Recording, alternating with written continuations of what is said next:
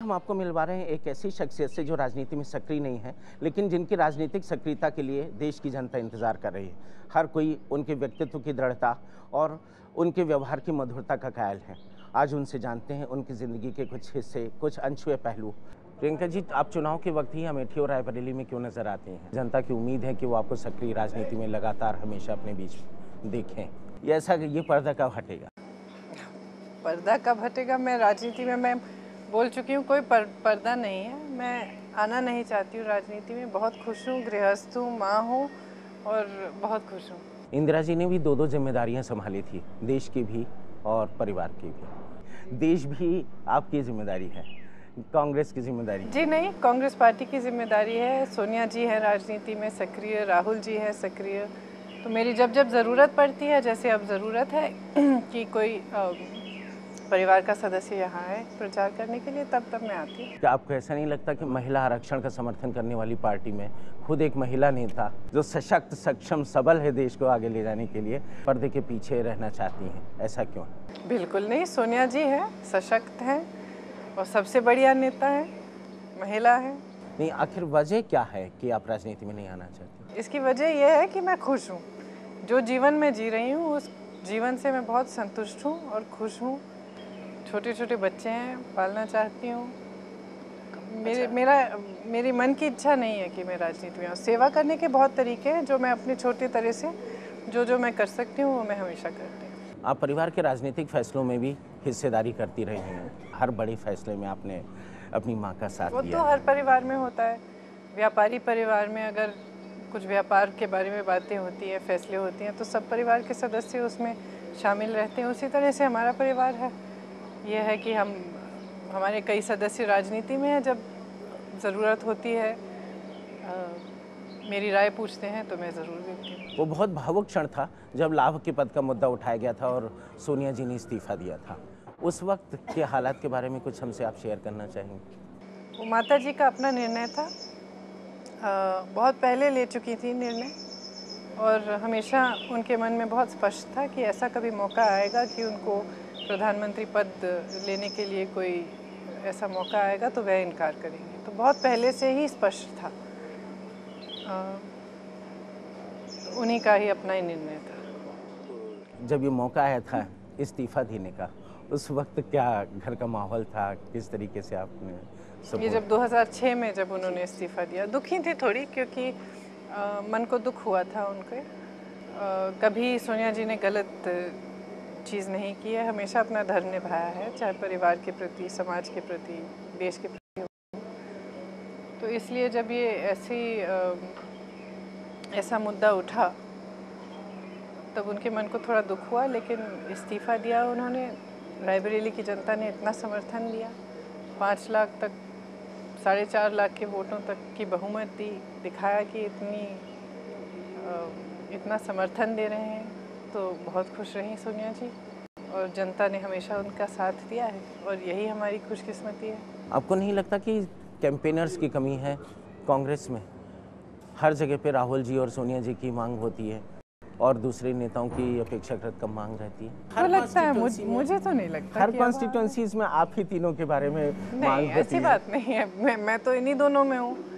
बाकी में तो सोनिया जी है, मनमोहन सिंह जी हैं, राहुल जी हैं और तमाम नौजवान नेता हैं जो देश भर में घूम रहे हैं और बहुत बुजुर्ग अनुभवी नेता भी हैं, वरिष्ठ नेता भी हैं जो घूम रहे हैं। प्रणब मुखर्जी जो चुनाव प्रचार कर रहे हैं, तो प्रचारक तो बहुत हैं। पिछली बातचीत में आपने संगठन में होने वाली कमियों की बात की थी। क्या इन 5 वर्षों में कुछ हालात कित हद तक बदले? मेरे ख्याल से जो अब हो रहा है कि चुनाव हम अकेले लड़ रहे हैं, इससे संगठन में ज़रूर परिवर्तन आएगा। ये अभी एकदम नहीं दिखेगा, लेकिन भविष्य में ये बहुत अच्छी चीज़ होगी, क्योंकि कार्यकर्ता में वो थोड़ा सा जो जोश कम हो जाता है गठबंधनों से, वह जोश अब बरकरार रहेगा और कोशिश ज़्यादा होगी। और इस चुनाव के बाद ही मेरे ख्याल से संगठन मजबूत बनेगा। ये जो कम मतदान हो रहा है प्रियंका जी, क्या आपको नहीं लगता पॉलिटिक्स में लोगों की बेरुखी बढ़ती जा रही है, लोगों की दिलचस्पी कम होती चली जा रही, जो इन अवसरवादी गठबंधनों की वजह से? देखिए, मैं पूरे देश में तो घूम नहीं रही हूँ, अपने क्षेत्र के बारे में ये कह सकती हूँ ज़रूर कि आपने देखा कितनी गर्मी है बहुत ज़्यादा गर्मी है और इस समय शादियां भी बहुत रहती हैं, तो लोग दूसरी चीज़ों में भी शामिल होते हैं, दूसरे कार्य होते हैं, कटाई का भी मौसम है, तो शायद ये सबसे अच्छा समय नहीं है चुनाव के लिए इन क्षेत्रों में जहाँ पे कटाई है, जहाँ पे गर्मी है, क्योंकि मुश्किल परिस्थितियाँ हैं, लोगों को काम करना है, सुबह पूरे दिन काम करते हैं, थक जाते हैं, फिर धूप होती है बहुत। कुछ पार्टियां यूपी के साथ सत्ता में रहीं जो अचानक छिटक करके अलग हो गए, तो इसे क्या ब्लैकमेल समझा जाए कांग्रेस के साथ? देखिए, जो चुनाव के बाद ही देखा जाएगा कि क्या स्थिति होगी और किसके साथ गठबंधन करना है। जहाँ तक मेरी समझ है तो कांग्रेस पार्टी ने कहा है कि जो भी धर्मनिरपेक्ष नज़रिए के दल हैं उनके लिए दरवाजे खुले हैं, जहाँ तक मुझे जानकारी है। आप पिछले 3 महीनों से अमेठी और रायबरेली में जनता से बातचीत कर रही हैं, उनके दुख सुख बांट रही हैं। ऐसी स्थिति में जब आप खुद बांग्लादेश से माइक्रो फाइनेंसिंग के बारे में जानकारी इकट्ठा करके आई हैं, तो आपको कहाँ कमी नज़र आती है कि ये इस तरीके की अच्छी योजनाओं का अमल हमारे यहाँ सही तरीके से क्यों नहीं हो पाता? हमारे 2 क्षेत्र में तो पूरी तरह से है। हमारे 2 क्षेत्रों में एक जो राजीव गांधी परियोजना है, महिला विकास परियोजना, उसके द्वारा अमेठी क्षेत्र में ही सिर्फ 2 लाख महिला इस कार्यक्रम में शामिल हैं और उनका विकास हो रहा है इसी के द्वारा, और बहुत खुश हैं। जहाँ जहाँ मैं गई मीटिंग में, वहाँ समूह की महिलाएं थीं, छोटे छोटे व्यापार शुरू किए उन्होंने, नए नए काम कर रहे हैं, किसी से कर्ज नहीं लेना पड़ता, ब्याज नहीं देना पड़ता, तो बहुत खुश हैं। और वह कार्यक्रम रायबरेली में भी शुरू है, तो हमारे यहाँ तो बहुत अच्छी तरह से चल रहा है। आप अपनी सभाओं में जातिवादी राजनीति का मुद्दा उठाती रही हैं और लोगों से जाति के आधार पर वोट न देने की अपील करती रही। ये जो यहाँ की जातिगत राजनीति है, क्या इससे कांग्रेस की जो ज़मीन थी उत्तर प्रदेश, उस पर असर पड़ा है? और इसको काउंटर करने के लिए हम लोग क्या असर तो ज़रूर पड़ा है, और मैं समझती हूँ कि जो विकास करने वाली पार्टी है, जो सचमुच देश की भलाई चाहती है, वो समान दृष्टि से सब देशवासियों को देखने वाली पार्टी है। तो जब समान दृष्टि से देखेंगे, चाहे किसी भी जाति, किसी भी धर्म के लोग हों, तभी समान दृष्टि से आगे बढ़ पाएंगे।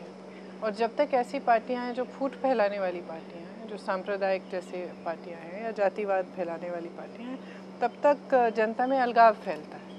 तो अलगाव के फैलाने से फिर विकास में रुकावट आती है, और जब तक जनता साथ रहती है, इकट्ठी रहती है, तब तक जनता भी अपनी शक्ति को ज़्यादा प्रकट कर सकती है, और अपनी शक्ति को प्रकट करने से, इस्तेमाल करने से ही जनता परिवर्तन अपने देश में, अपने भविष्य में ला सकती है। आप बहुत अच्छी हिंदी बोलती हैं। आप कहीं आप उन लोगों को जवाब तो नहीं दे रही जो सोनिया जी की हिंदी? सोनिया जी की हिंदी बहुत बढ़िया है, बहुत बढ़िया हिंदी है।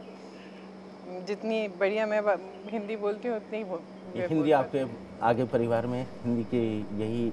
मैं तो जब तक मेरे बच्चे स्कूल गए तब तक मैंने सिर्फ हिंदी में बात की उनसे। स्कूल जाने पर ही अंग्रेजी बात करने लग गए हैं अब। धन्यवाद प्रियंका। बहुत बहुत धन्यवाद। तो आज हमने प्रियंका गांधी के साथ उनके निजी जीवन से जुड़े कई अनुभव और उनके राजनीतिक विचार बांटे और उनसे कुछ जानने की कोशिश की। अगले अंक में हम हाजिर होंगे एक नई शख्सियत के साथ।